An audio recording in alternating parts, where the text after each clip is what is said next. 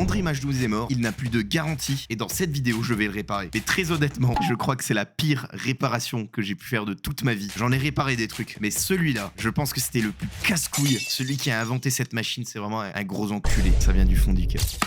Ah, ta mère. Aujourd'hui, je vais vous montrer la réalité derrière cet appareil qui est un putain d'enfer à réparer, qui s'appelle le Dream H12. Pour remettre un peu de contexte, j'étais en train de passer l'aspirateur tranquillement quand tout d'un coup, il a décidé de ne plus fonctionner. Voilà, le moteur a décidé de ne plus aspirer. Ce qui veut dire que l'eau qui est censée laver le sol reste au sol. Et pour régler ce problème, il va falloir le démonter forcément. Vu qu'il est très grand, j'ai décidé de le mettre par terre parce que j'ai pas de bureau assez grand. Pour commencer, on démonte le manche. Tadam! Là, je décide de démonter l'endroit où il y a le moteur. Je finis au tournevis.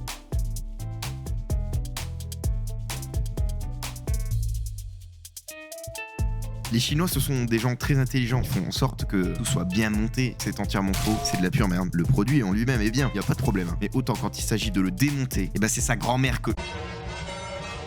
Donc là, j'essaie d'ouvrir, mais j'y arrive pas. Là, selon moi, toute cette partie-là, elle est censée se démonter. J'essaye de tirer, mais rien ne vient. Et avec le tournevis, ça marche mieux. Il y a un truc qui retient. Je le sens qu'il y a un truc qui veut pas lâcher. Je pense qu'il y a un truc à faire en plus. J'aurais peut-être dû commencer par démonter l'arrière. À ce moment-là, je ne le sais pas encore, mais je suis déjà mort. Je me dis qu'il faut que je démonte l'arrière. Et c'est quand même bizarre de devoir démonter l'arrière pour accéder au moteur qui, lui, est à l'avant. Et vous allez vous rendre compte que tout est débile. Donc c'est parti, on démonte l'arrière. Je vous présente Belle. Elle dit bonjour. Bon, après cette interlude chat, on est reparti. Je pense que j'ai démonté toutes les vis. Donc là, il me suffirait de juste retirer cette coque grise. Le problème, c'est qu'elle est bien solide. Et donc, moi, je le sais déjà, mais c'était ce moment-là que cet aspirateur à la con ne va pas vouloir s'ouvrir. Je ne comprends pas pourquoi. Et vous pouvez me dire dans les commentaires pourquoi le plastique ne veut pas s'ouvrir.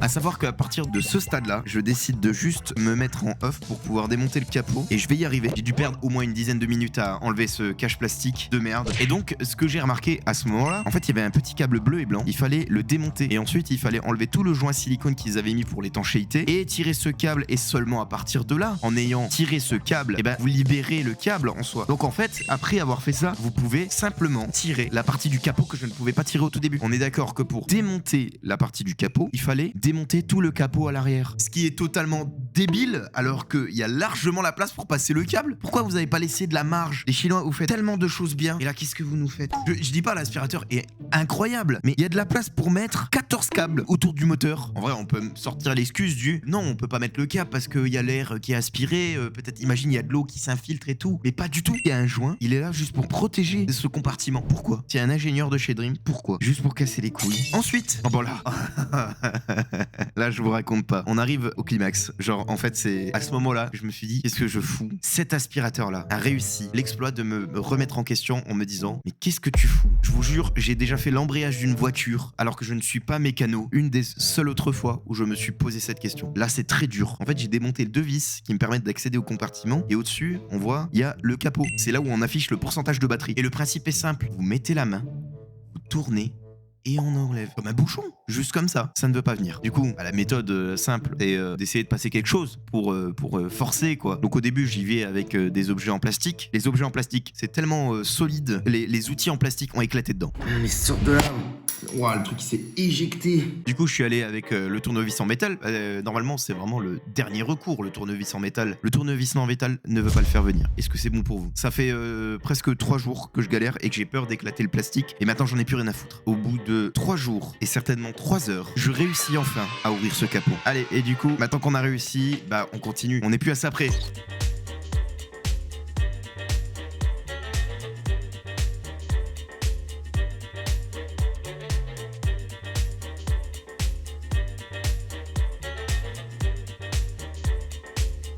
Deuxième problème, parce que jamais 203, le second capot ne veut pas se retirer, j'en ai ras le cul, je mets un tournevis en métal. Et là, je casse le plastique, plus rien à foutre, j'en ai plus rien à foutre. Donc là, on voit, j'ai deux connectiques, donc là, c'est le plus et le moins, et en fait, derrière, c'est la batterie. Je vais juste débrancher les pins pour éviter qu'il y ait des courts-circuits ou quoi. Voilà, comme ça, c'est un peu plus safe et on évite de griller le système. Là, pour m'aider, en fait, ce que je fais, c'est je vais démonter la batterie, histoire de la sortir et de pouvoir arracher cette prise qui ne veut pas venir. Voilà, donc là, avec le tournevis, au moins, c'est beaucoup plus simple. Et j'arrive enfin au moteur. Il est juste là. Cette merde, c'est une belle merde. Je vous mets la référence, histoire de pouvoir commander la pièce avant. C'est ça qui m'a cassé les couilles. On voit qu'il est en sale état, hein. Il a bouffé un. D'ailleurs, j'ai même pas donné de raison pourquoi l'aspirateur est mort. Et ben parce que je lui ai donné un produit avec de la mousse. Donc, comme 99% des réparations que je fais, je vais sur mon site chinois préféré, je recommande exactement la même pièce. Donc, les délais de livraison horribles, donc 1 semaine et demie d'attente. Mais pour vous, c'est tout de suite. Là, j'ai reçu la pièce. C'est reparti pour le remontage. Donc, c'est exactement la même chose que au démontage, mais en 4 fois plus rapide.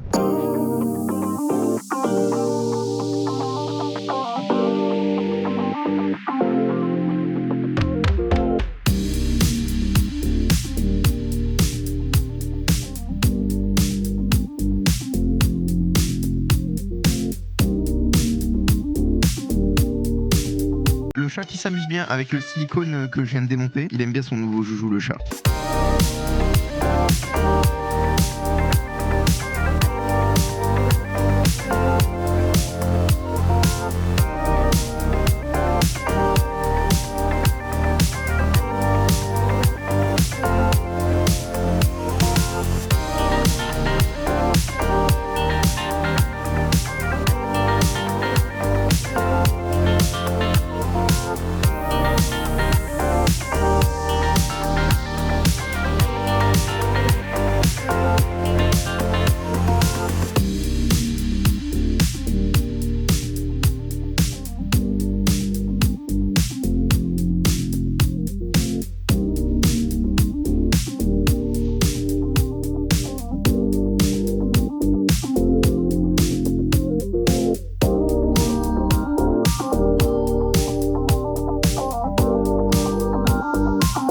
J'ai fait de la merde.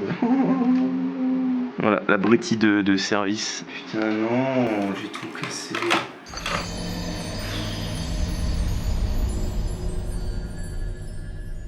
C'est comme ça que s'achève cette vidéo. C'était une pure torture. Je pense la pire vidéo que j'ai eu à faire. Je pense que j'ai pas les mots, tellement ça m'a cassé les couilles. Et en vrai, je suis content de vous la sortir parce que je pense que ça en a fait rire plus d'un. Et aujourd'hui, mon aspirateur fonctionne. Au moins, ça m'a coûté que 15 balles. C'est pas si cher que ça de réparer, mais ça demande beaucoup d'huile de coude sur ce genre d'appareil. Mais je vous rassure, c'est quand même très rare d'en arriver à ce genre de complications. En tout cas, merci à vous d'avoir regardé la vidéo jusqu'au bout. Je vous souhaite une bonne soirée et restez bien jusqu'à la fin. Il y a une petite surprise. C'était cette vidéo. Pouh.